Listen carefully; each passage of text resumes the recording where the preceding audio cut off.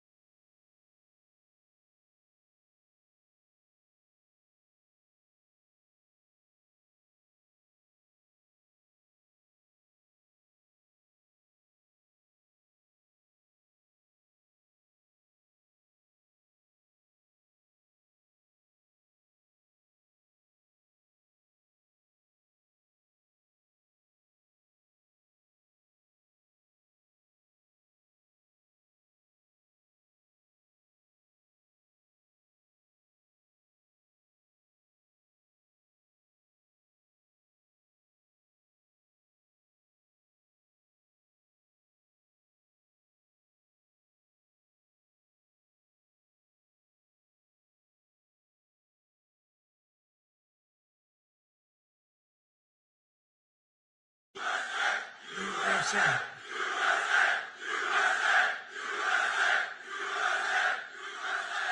Well, thank you very much. A big hello. This is a special group of patriots, champions, winners. You are winners. Oh, I'd love to have your job. I'd love to have your job. And a very special hello to the greatest sailors anywhere in the seas, the incredible men and women of the United States Navy. Very special people. Thank you very much. It's a great honor. Great honor to be here. But I'm thrilled to be here among thousands of proud American patriots aboard the 100,000 tons, that's a lot of tonnage, forward deployed symbol of American might, power, and prestige, the legendary USS George Washington. This is some ship. They don't make them this way anymore, but we're not supposed to say that, but they really don't. This is great stuff. This is really an incredible GW, they call it GW, right? And we've come this afternoon to celebrate the strength and the skill and service of everyone on this ship. So we're going to all relax. We're going to have a good time. We're not going anywhere, you know. If you go back to Washington, it's like 2 o'clock in the morning. But I want to just tell you that you are special people, and we're going to have a little fun. And I'm going to tell you how great our country is and how well we're doing, because a year and a half ago, we had a different country than we do right now. Now we're the most respected country in the world. We're the hottest country anywhere in the world. And it hasn't taken too long, but I had no doubt. I just didn't know we were going to do it this fast. We've done it fast because of people like you. So I want to thank you very much. And I want to recognize a man that you all know well. And he's a tough cookie. He was formerly our Secretary of Defense, but now he is proudly known as our Secretary of War, Pete Hegseth.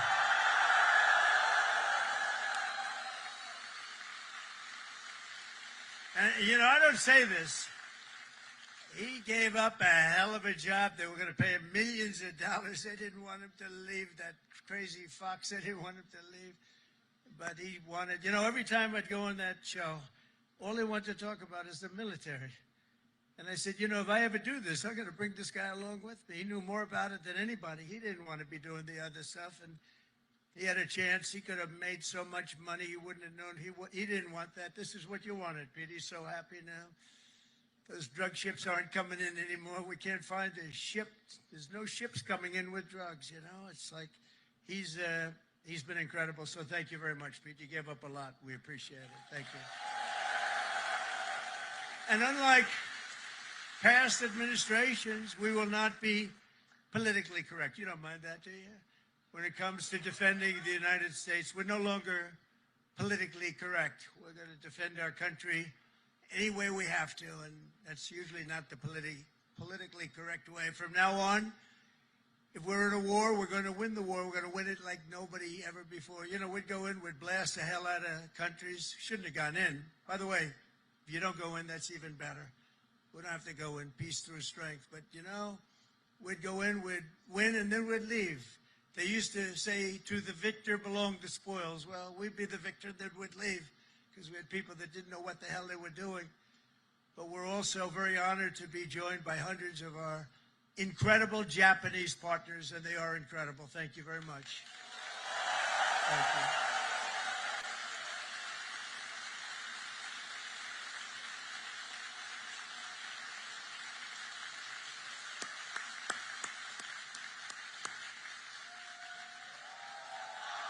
This woman,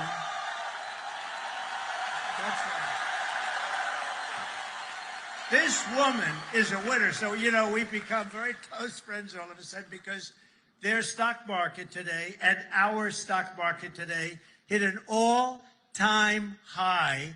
That means we're doing something right. But the cherished alliance between the United States and Japan is one of the most remarkable relationships in the entire world. Really, there's never been anything like it. Born out of the ashes of a terrible war, our bond has grown over 8 decades into the beautiful friendship that we have. It's a foundation of peace and security in the Pacific. You see it? So on behalf of all American sailors stationed in this beautiful country, let's hear it for our allies and the Japanese self-defense forces and all of the Japanese people that we love and respect. And I have such respect for Japan and the country.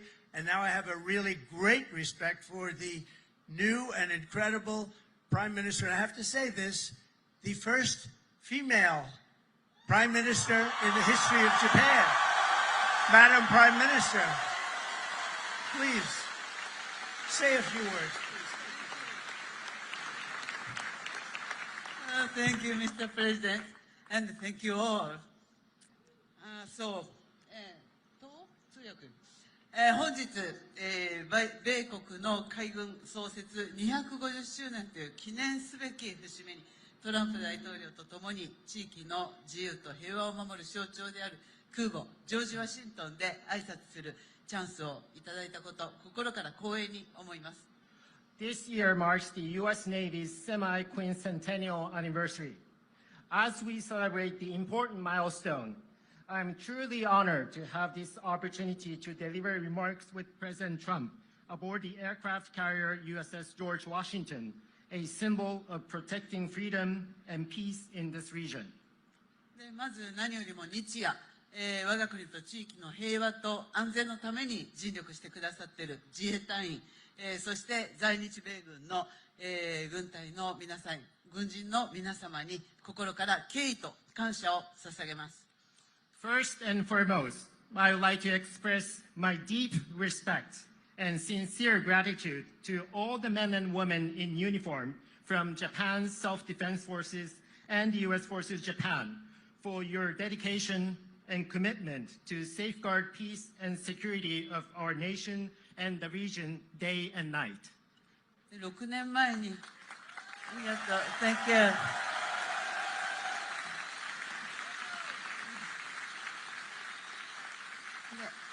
6年前、この横須賀の地で、トランプ大統領と、亡くなった安倍晋三、総理が、日米が共に手を取り合って、この地域の平和と安全を確保していくという決意を示しました。6 years ago, at this same place here in Yokosuka City, the late Prime Minister Shinzo Abe and President Trump stood side by side and demonstrated their resolve that Japan and the United States would join hands to ensure peace and security in this region. 今ここに再び日米の最高指揮官が並び立ったこの機会に、私はその決意を引き継ぎ、インド太平洋を自由で開かれたものとし、そして地域の平和と繁栄の礎とする決意を新たにしました。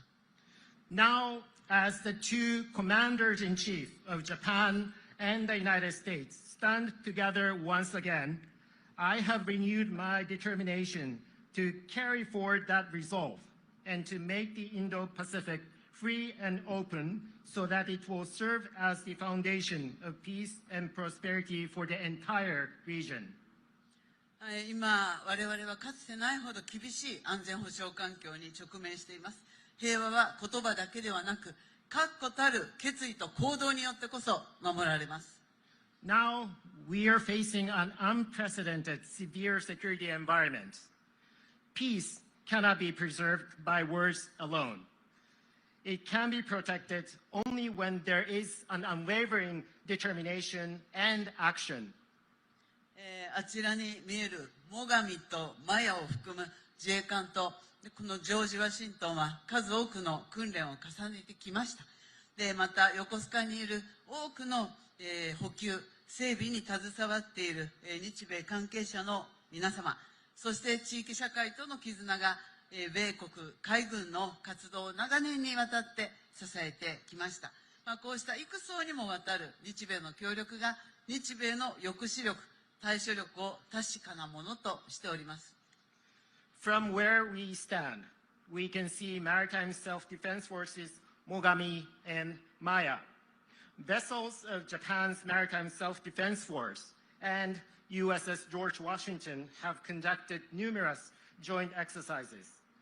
Just as importantly, there are so many Japanese and American personnel working for logistics and maintenance here in Yokosuka.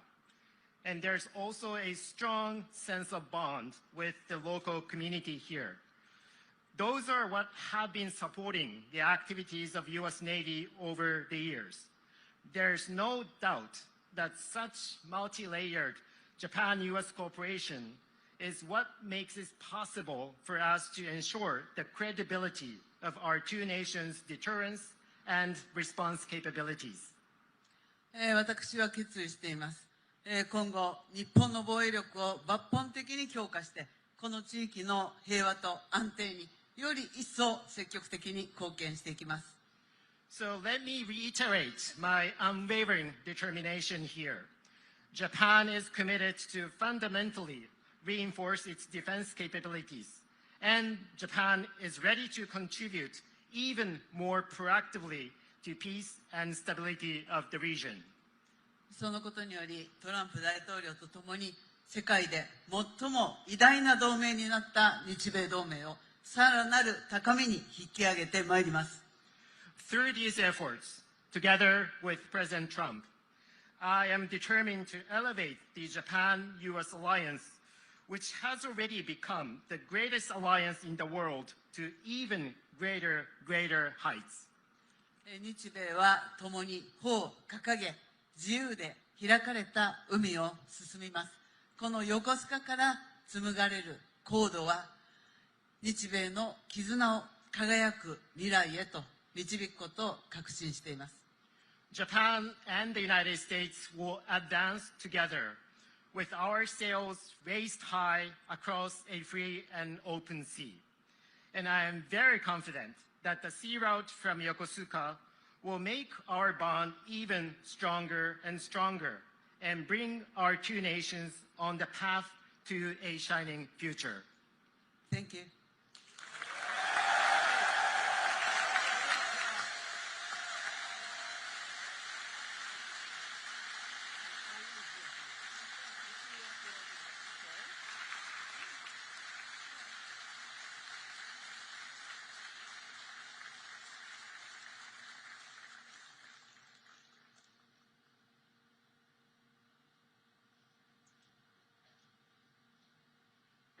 Beautiful. Thank you very much. And we will have a long, good relationship, and we'll have fun doing it. You know, you have to have fun, although sometimes it's never fun. She's tough to negotiate with, I want to tell you. But I'm delighted to report that I've just approved the first batch of missiles. You saw a couple of them coming down with me. I hugged them. We need them. They're the best in the world. Nobody has them like we have them. They all want our missiles. That's the problem. Everybody wants them. But it's the first batch of missiles to be delivered to the Japanese self-defense forces for Japan's F-35s. And they're coming this week, so they're ahead of schedule. So I just want to tell Madam Prime Minister, they've been waiting for those missiles, and we got them here right away as soon as I heard about it. I want to thank former Senator, a great gentleman, by the way. He was so popular, but I took him out, and I made him Secretary of State. I think he was born for it. Marco Rubio, thank you very much, Marco. Where are you, Marco? Great guy. Great job. He was born for it. Ambassador George Glass, thank you very much, George. Good job you're doing. Thank you. And many of our outstanding uniform leaders with us today, including the head of the Indo-Pacific Command, Admiral Samuel Paparo. Where is Samuel? Hello. Good, but these are good-looking people. You could make a movie with these guys. They're like Central Cat. Look at this group of people. Commander of the U.S. Forces, Japan, General Stephen Jost. Thank you, Stephen. Thank you very much. The commander of the 7th... Oh, that's a big deal. I think, do you want to switch jobs for 1 week? Only for 1 week, all right. 7th Fleet, big stuff. Vice Admiral Fred Kacher. Fred, thank you very much. That's great. And the commander of Carrier Strike Group 5, Rear Admiral Eric Pappy Andoze. Hello, Pappy. That's great. Good. Thank you very much. And, of course, we can't forget about your command triad aboard the George Washington. There's nothing like this one. This is a beauty. And I hear your commanding officer is a big Alabama football fan. You know, I love Alabama. I love Alabama. Captain Timothy Waits, and let me just say, roll tide. You know, I love Alabama. Roll tide. Where's Timothy? Where's Timothy? That was a hell of a game this week. I don't know how the hell you pulled that one out. That was. If you didn't win, I wouldn't have mentioned it. I would have just introduced you. I wouldn't have. But you came back from oblivion. Isn't that nice, coming back? You know, coming back is good. Thanks as well to your XO, Captain Patrick. Blind Patrick. Where is he, Patrick? Patrick, thank you. Highly respected person. All of these people are the best. Look at them. I mean, you look at them. They could have any job they wanted. They could walk down to Wall Street, make a fortune. They wouldn't do that. They like what they're doing, and nobody does it better, as well as really one of the most important people on the ship. Have you ever heard of Command Master Chief Tony Roberts? Have you ever heard of him?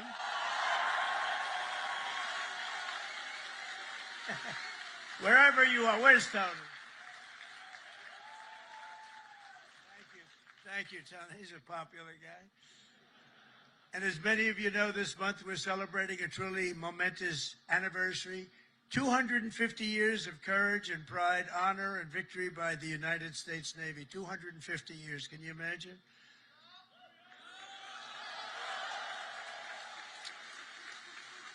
And 3 weeks ago, Melania and I flew to Naval Station Norfolk. I think many of you probably know that, and witnessed an unforgettable display of pure American dominance at sea. It was incredible to watch. They gave us some.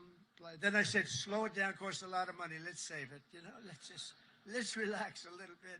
They gave us some great display, from the thunderous roar of the guided missile destroyers, never saw anything like it, to the spectacular sight of nuclear submarines all over the place, to the unstoppable force of another great American aircraft carrier. One thing was clear, that no enemy will ever even dream of threatening America's Navy. There's no Navy even close, not even close. You hear about some of them doing ships, but nobody can do what we do. Nobody has what we have. And we also have the best equipment that rides along in those ships. You see that nobody makes equipment like we do. Nobody makes the ammunition, the weapons, the missiles, the planes, none of it. And if they do, the American sailor stands ready to crush them and sink them and wreck them and blast them into oblivion, right? We have to.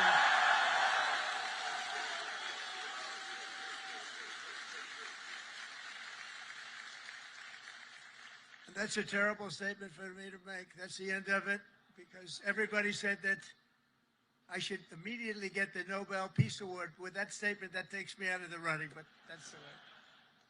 That's the way it is.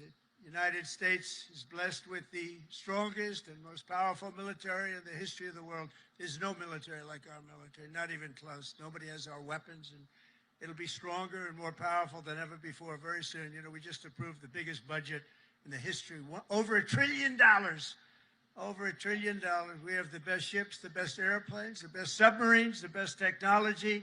But above all, we have America's military. It's the best people. It's all about the people, ultimately. You have to work all of that fancy stuff that we make better than anybody else. The fact is, we do make the best weapons, but if you don't have the right people to operate those weapons, they don't mean much. Despite that, as Commander-in-Chief, I never forget that our ultimate strength does not come from equipment. It comes from the men and women of the rank and file. That's true. It comes from you people, incredible people, good-looking people, too many good-looking people. I don't like good-looking people. I never liked good-looking people, I'll be honest with you. I've never admitted that before. But see, I'm allowed to, you know, we won in the Supreme Court a thing based on merit. You know about that, right? Merit. Everything now in our country is based on merit, and that's why I look at you and I see nothing but merit. It's great to have a country back where we can go by merit now. We don't go by anything else except for talent and work and hard work, and it's such a big win. That was such one of the most important wins, and the will, patriotism, and spirit in your hearts is our single greatest weapon. The strength that you have is unbelievable. That's why, as we make a record investment in our military, we've never spent so much, and we've never spent it more wisely, because now we watch it. We spend it properly. I'm also supporting an across-the-board pay raise for every sailor and service member in the United States Armed Forces.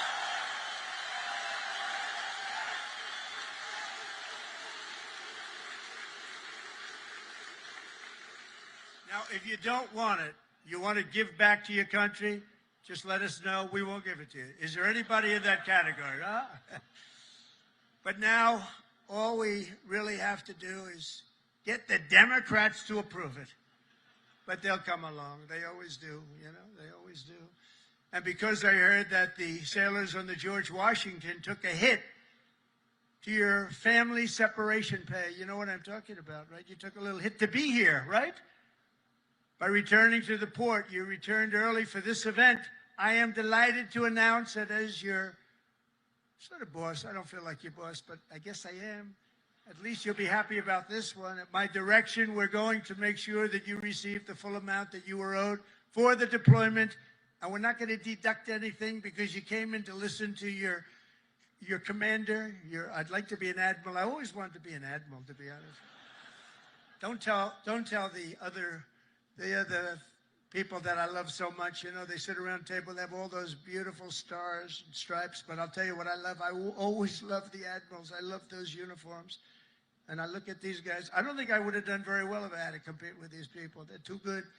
But I always felt that the Navy is a very special group of people. And I see it when I see you. I see it over the past 11 months.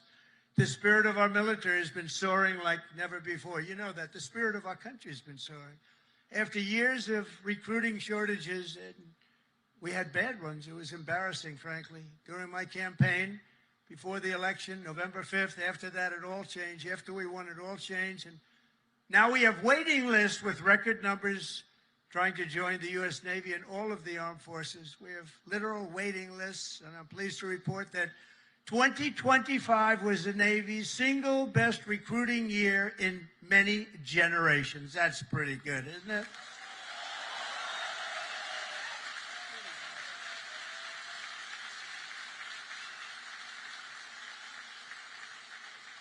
But, you know, think of it. It seems like I've been up here so long, and it seems like I've been doing this for a long time and a half.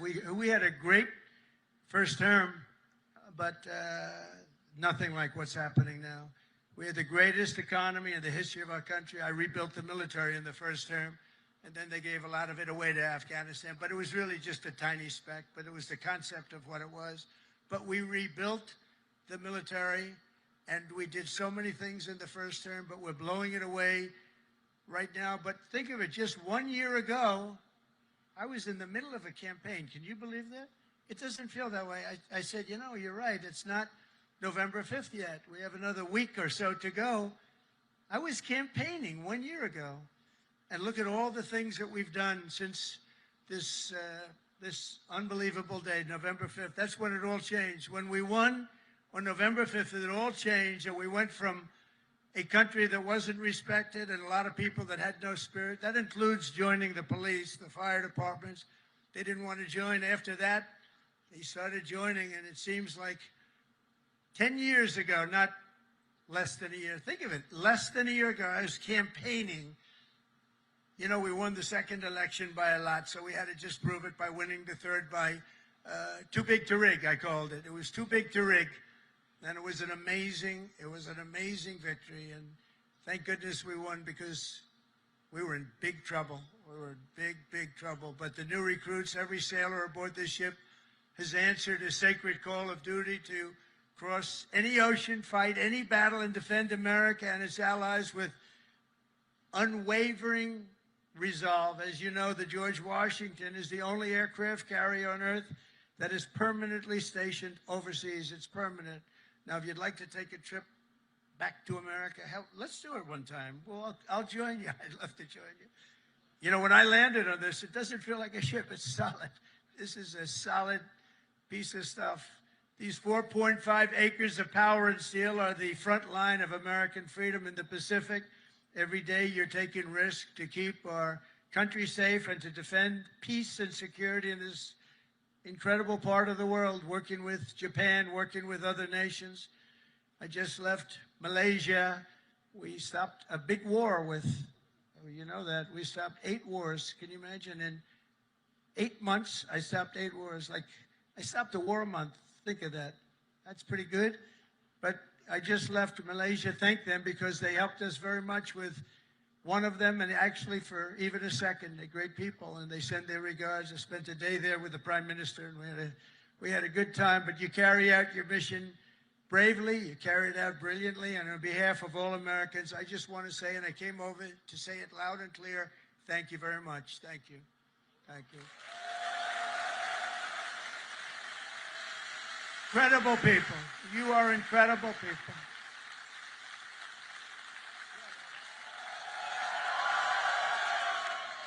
They actually have the best location because if they're really good looking, they end up in Hollywood. You know, you're not going to, you have a great look, but you're not going to end in Hollywood. They can just see the back of your head, all the media. Look at all the fake news back there. But 2 years ago, Naval Air Crewman, 3rd Class, James McCall was just a few months into his first fleet tour with the Golden Falcons helicopter squadron when he and his crew were called on a search and rescue mission to find 3 missing Navy divers. Incredible, brave guys, the divers. But they were stranded at sea and right off the Japanese coast. They were exhausted and assuming they were going to die. They assumed they were going to die. But with unbelievable focus and skill, crewman McCall was able to find and help rescue all 3 divers in the water below, saving his fellow sailors. And James is with us today as a shipmate on this carrier. Crewman McCall, thank you very much for your incredible bravery, and we salute you. Where is James? Where are you, James? Whoa. Come up, James. Get up here, James. Come up here. Look at this guy. He's a good-looking guy. Get out of here, James. I don't want you up here. No, come here, James. You want to say something? Come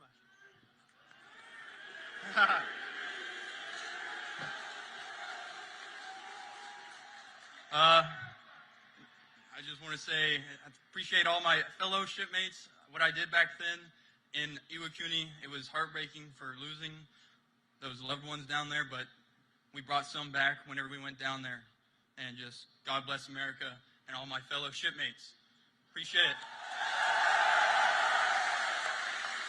And stay a bad Larry.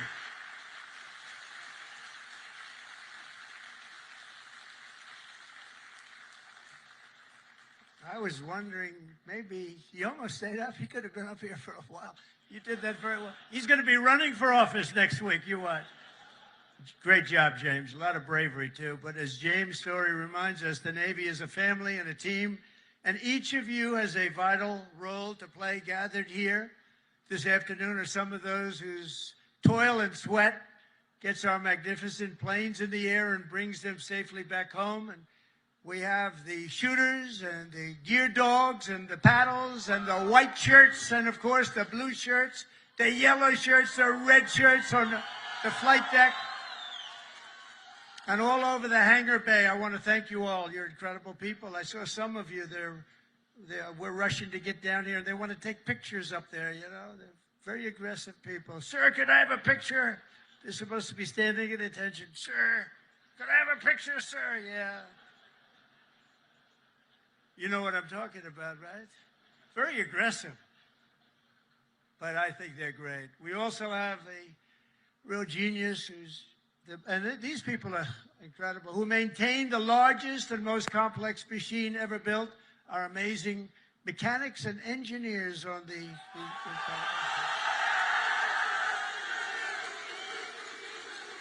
And I asked you, Captain, you know, I'm building aircraft, I'm building a lot of things, but I said, Captain, you got to tell me something.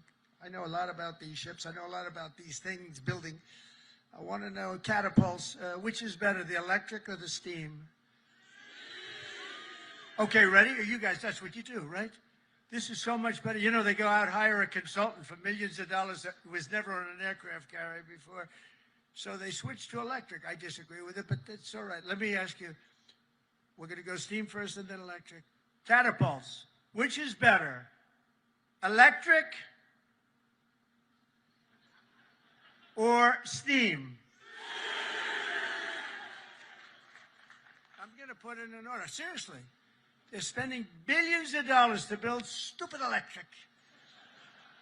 And the problem, when it breaks, you have to send up to MIT, get the most brilliant people in the world, fly them out. It's ridiculous. The steam, they said they can fix it with a hammer and a blowtorch. And it works just as well, if not better. And I love the sight of that beautiful steam pouring off that deck with the electric. You don't have that. So, you know, we did the Ford and electric, the cost overruns, everything else. But, you know, I hope it's going to be okay. But I like steam. We're going to go back to steam. They change just for the sake of changing. I said to the architect, have you ever designed a ship before? You know, he only did the biggest ship in the world, right? The Ford. But we're going to go back. Okay, now let me ask you the second question. Hydraulic for your elevators or magnets? You know, the new thing is magnets. So instead of using hydraulic that you can be hit by lightning and it's fine, you take a little glass of water and you drop it on magnets. I don't know what's going to happen. So, you know, the elevators come up in the new carriers. I think I'm going to change it, by the way. They have magnets. Not every tractor has hydraulic. Every excavator, every excavating machine of any kind has hydraulic. But somebody decided to use magnets for your elevator. Maybe they're good. Which is better, hydraulic or magnets? What the hell is wrong with these people? Can I ask you, the top-ranking gentleman right here? Seriously, I'm putting out an order. I'm going to sign an executive order. When we build aircraft carriers, it's steam for the catapults, and it's hydraulic for the elevators. We'll never have a problem, okay? Do you agree? He agrees. Everybody agrees, but these people in Washington. All right. We're going to do that. I'm serious about it. It bothered me so much. I'd see the costs come in. They spend $900. This is not on my watch, so, you know, if it was on my watch, I would be very quiet about it. I wouldn't be talking about it. They spent $993 million on the catapults, trying to get them to work. And they had steam, which works so beautifully, and it has for 50 years, right? So we're going to go back. Seriously, fellas, I want to make that change. I'm going to do an executive order. I'm not going to let them continue to do this. They're trying to make it work. They're trying so hard, and they have something that's perfect. So we're going to go back on that and the magnets. Thank you very much. And, of course, we cannot forget the daredevils and the pilots of the famed Carrier Air Wing 5, known as Team Badmen. What the hell is that all about? Who are they? They're bad. The elite air units aboard this vessel are storied squadrons like the Royal Maces, the Diamondback, the Argonauts, the Chippies, the Titans, the Tiger Tails, the Shadowhawks, and the Saberhawks. All great, brave people. They're all incredible. You're all incredible people. Do you know, they say, and I love it, I love aviation. I actually had a brother who was a pilot. And see, Biden used to say he was a pilot. He was a pilot. He was a truck driver. Whoever walked in, he wasn't a pilot. He wasn't much of a president either, to be honest with you. That I can tell you. That we all know. But they say the hardest thing to do is landing a plane on an aircraft carrier. You ever hear that? And great pilots can do everything. They're great pilots, but they can't do that. It's a very special talent. So the people that do that are in this room, you're a very small group of people.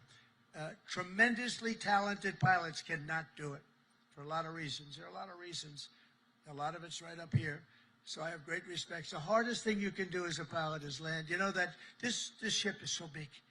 But when you're up there in the Pacific or the Atlantic and the waves are crashing and it's getting dark, or it is dark, which is even worse. Getting dark is better.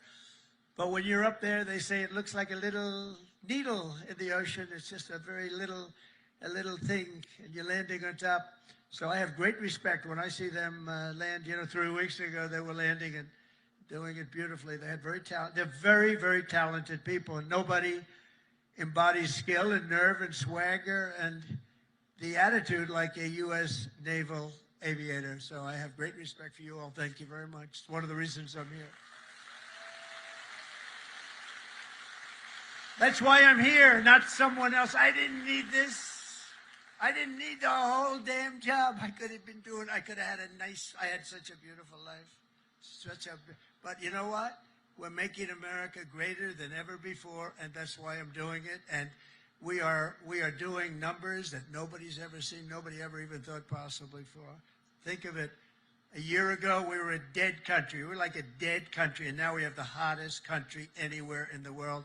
There's nobody even close. It's pretty amazing, I'll tell you.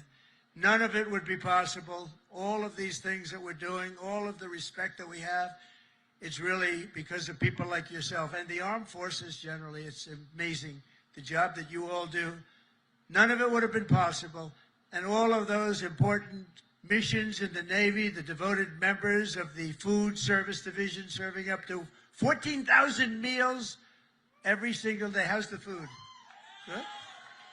They say it's good. Is it good? I hope it's good. It's probably my kind of food. I like that kind of food. But they don't get the credit they deserve. I want to just thank them very much and congratulate 14,000 meals. Let's also hear it for all the sailors holding the American flag high at Seafay, as well as the crews from the ferocious Desron 15. Desron 15.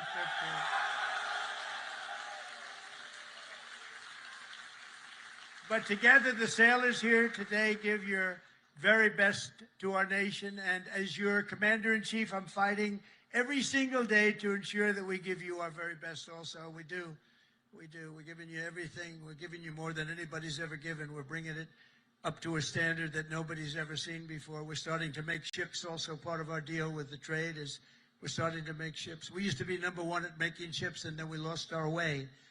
But now we're starting to make ships again, and we'll do it very soon. It's not going to take that long, but it's a process. It's not like making a bullet. It's not like it's a big, long process. We've got it going, though, I think, in the right direction. I think within a short period of time, the Philadelphia yards, as an example, is now owned by a group that's going to be making a lot of ships, a good group of people.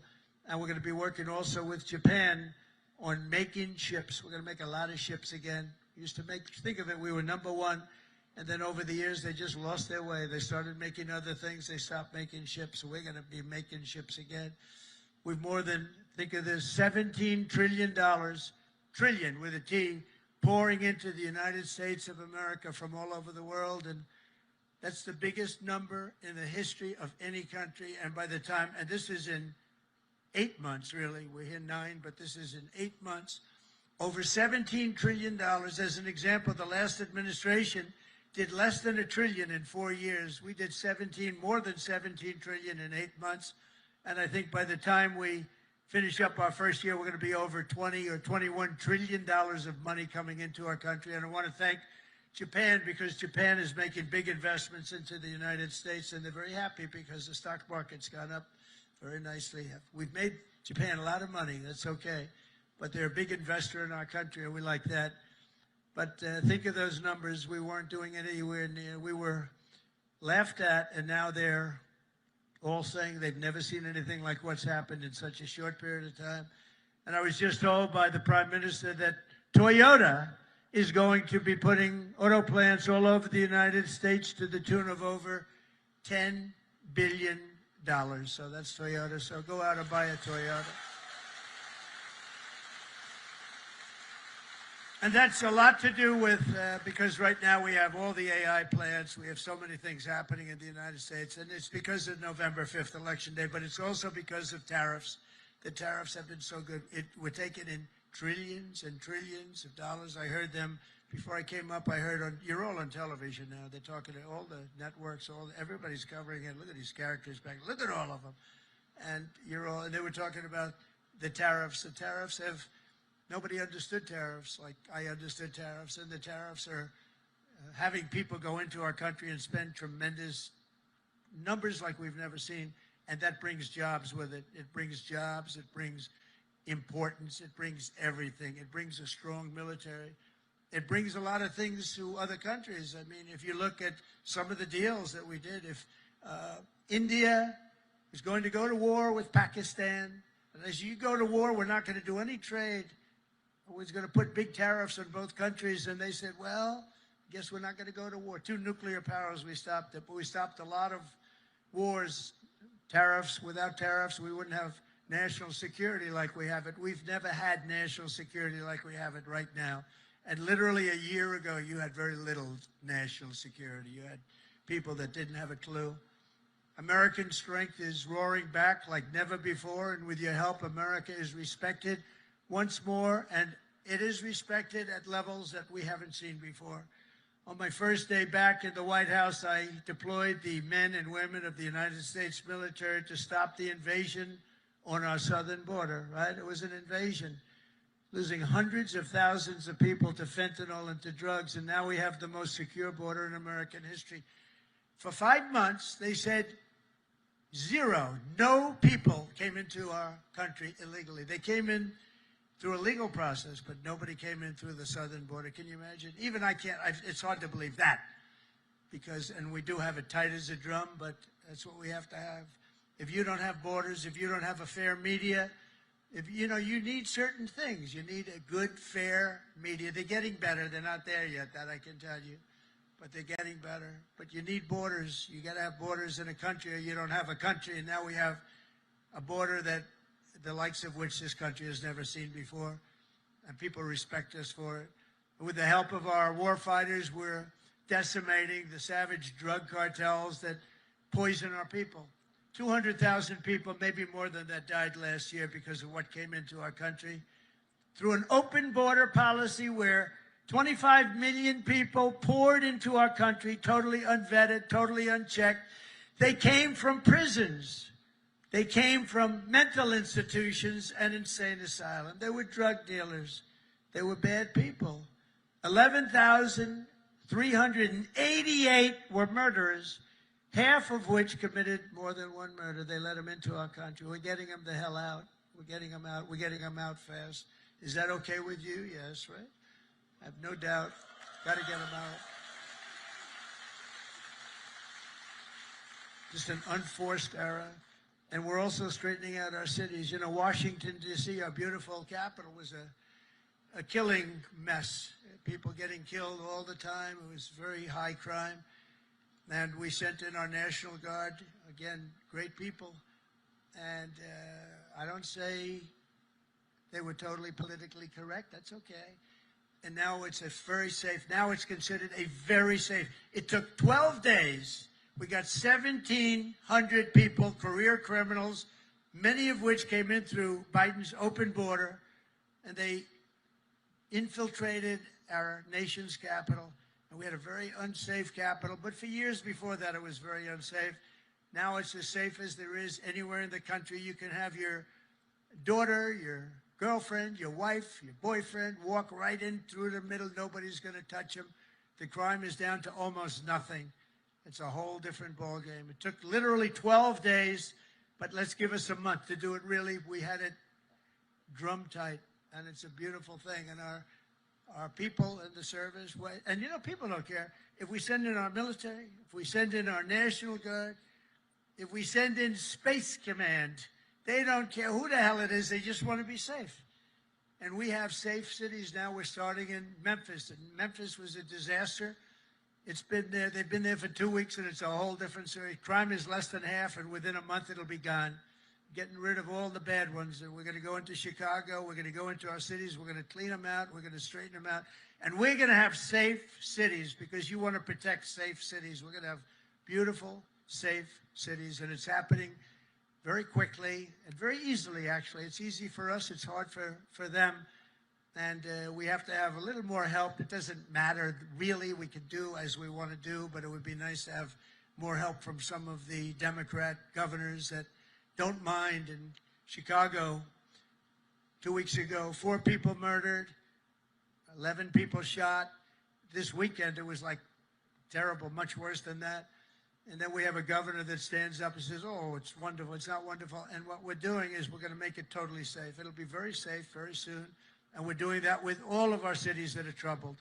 We have cities that are troubled. We can't have cities that are troubled. And we're sending in our National Guard. And if we need more than the National Guard, we'll send more than the National Guard, because we're going to have safe cities. We're not going to have people killed in our cities. And whether people like that or not, that's what we're doing. And you've been watching what our missiles do to boats and ships and submarines. How about the submarine?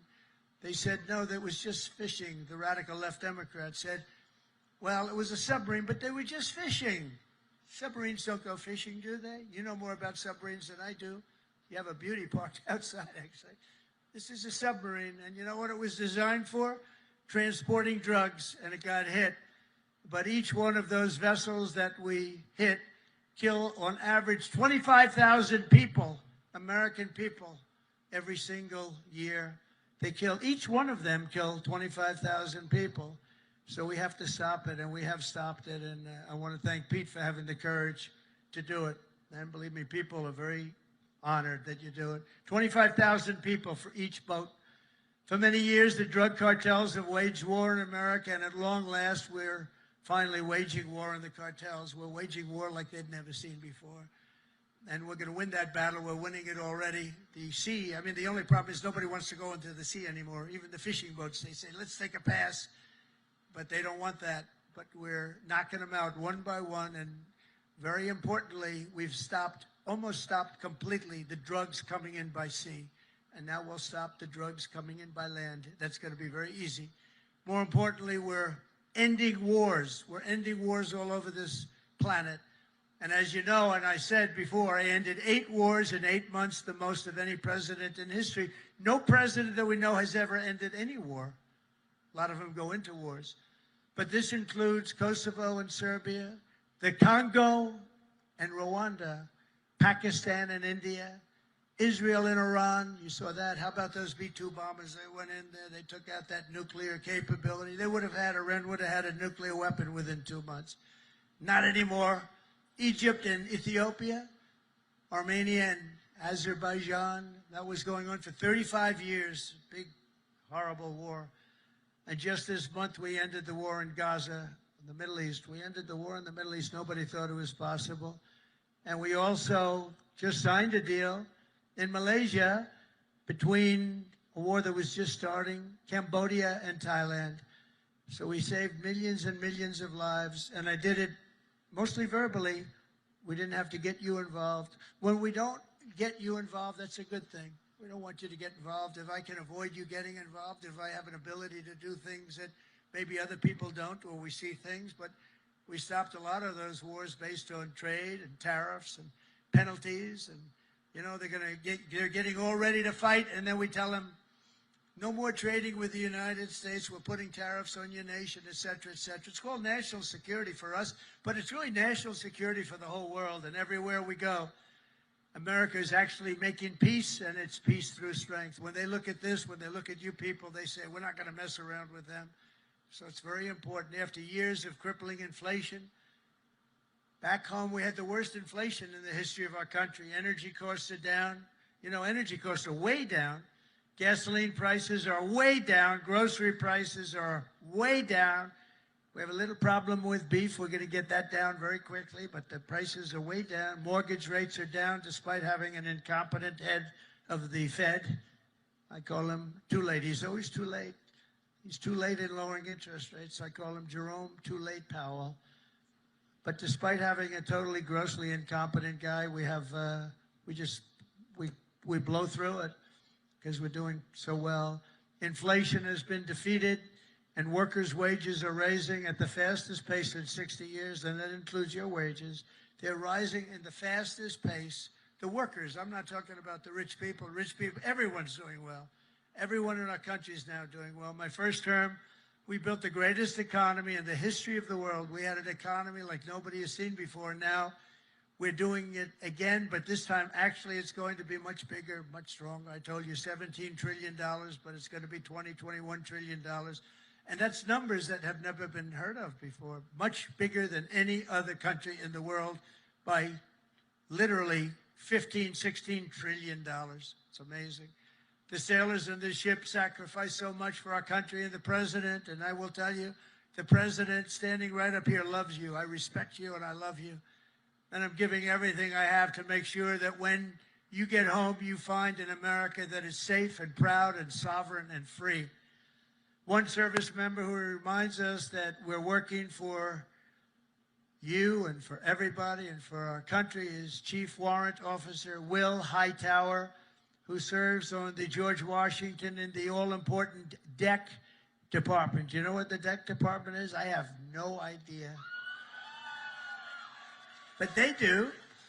In April 2024, Will sailed away from Norfolk, leaving behind his wonderful wife, Megan, their precious 6-year-old daughter, and their 1-year-old son. In the past 12 months, he has only been home for 3 weeks total, 3 weeks. An enormous sacrifice, very tough on the family, but an experience everyone on the ship really knows very well. In February, Will's tour will come to an end, and he will finally be going home just in time for his daughter's birthday. So, Will, I want to thank you together with all of those people that go through the same thing. I want to really thank, where is Will? Is Will around here? Where is Will? Wow, look at him. It's a good-looking people here. That's great, Will. How does it feel? Good? That's great. Feels amazing. That's fantastic. That's fantastic. See, in the old days, I'd say, does your wife still love you? But I don't do that anymore, you know? Does your wife still love you? Yes. Do you still love your wife? Every day. That's good. Okay, that's good. So that's good. Great. Beautiful. Say hello to your daughter, right? And your wife. And just in conclusion, every sailor here today inherits a legacy of valor and grit and glory unmatched in the long history of mankind's voyage on the seas. It's a voyage like nobody's ever had like you have. For 2.5 centuries, America's Navy has preserved the vision of our first commander-in-chief, who gave this ship its storied name, its righteous soul, and its timeless motto, first in war, first in peace. Very famous phrase, George Washington. After 250 years, that is exactly what our country is today. It's first in war, first in peace, first in wealth, first in power, first in science, first in spirit, and first in freedom. And we went through 4 bad years, but now America will always be first again. If you have the right person up here, if you have somebody that understands a lot of different subjects, we're going to be bigger, better, stronger, and more important, really, frankly, to the world. Japan respects us. If you see what's going on all over the world, they're respecting us again. They respect us like never before. The treatment they gave me all over as I go around to different countries is great, but it's really a respect for me, but it's a bigger respect for our country. They respect our country again. They didn't respect our country just a few years ago. From Boston Harbor to Hampton Roads, and from Caribbean Sea to the Red Sea, from the Atlantic to the Pacific, and from the Persian Gulf to what is now known as the Gulf of America. Isn't it nice? They say it now routinely. I heard the news today. The Gulf of America, weather is wonderful. They don't say it with a smile. It's called the Gulf of America. How did that happen, right? And it took me, you know, for many years I said, why is it called the Gulf of Mexico when we seem to have the shore? Well, we do. We have 92% of the shoreline. So I said, you know, when we make it back, not if, when, too big to rig. We made it too big to rig. I said, get out and vote. Too big to rig. Make it that way. I said, I'm going to change it. And one of the first things I did is I changed it. Nobody could even fight it. They tried. We got sued all over the place. We won every suit. And it's now officially the Gulf of America. Isn't that nice? But our sailors have written honor, greatness, and triumph into the pages of history. What you're doing is incredible, and it's an incredible time for our country. On gun decks and flight decks and torpedo rooms and cockpits, the men and women of the Navy have poured out their blood and sweat and tears to defend the land of the free and the home of the brave. They've crossed icy channels, leapt from burning wreckage, stormed into frigid waters, soared into deadly skies, and laid down their lives to ensure the survival of liberty. Now, all of us here today carry on that noble mission, and no matter what challenge comes our way, no matter what danger we face, we hoist our great American flag very, very high. We race into the waves, and we rally to that immortal battle cry of the American sailor, damn the torpedoes, full speed ahead, right? Together with our incredible Japanese allies and all of our allies all over the world, we stand strong, we stand proud, we will stand taller than we've ever stood before, and we will be freer and braver and more brilliant than ever before. And we will fight, fight, fight, and we will win, win, win. And I want to thank everybody at the USS George Washington and the U.S. Forces Japan. God bless our military. God bless Japan. God bless the United States of America. And God bless our Navy. Thank you, everybody. Thank you. Thank you very much.